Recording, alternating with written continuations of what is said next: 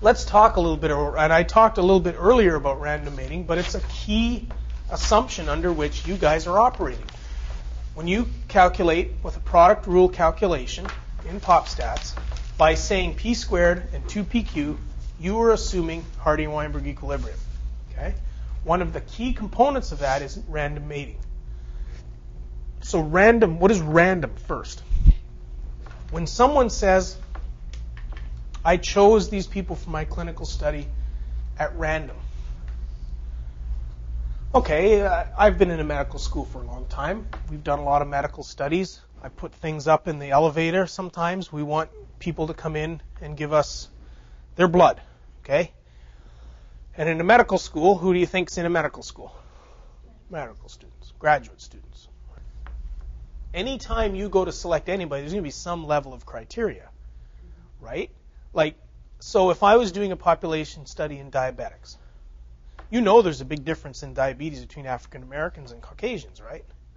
If I was doing a study in diabetics, wouldn't I want the control group to be of the same racial classification as the test group or the question group?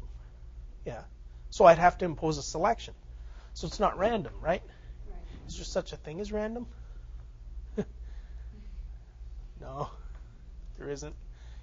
But the caveat to all this is random is only with respect to the parameter being studied. Remember that.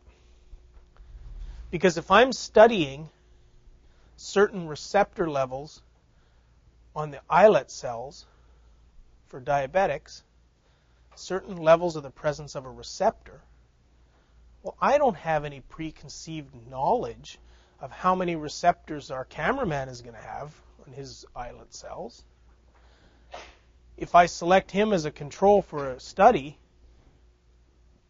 the thing I'm studying is random with respect to that. So in these genetic studies, when you go out and you select a group to genotype to count their alleles, you don't know their genotypes a priori. You know that they belong to some kind of a group.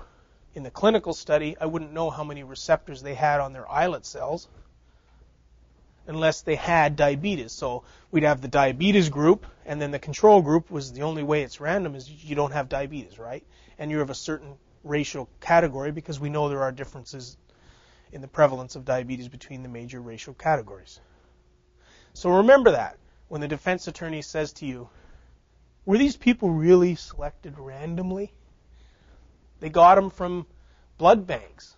Well, that's random with respect to the STR. You didn't pick them for that. Okay, the other thing that comes into random is the mating part.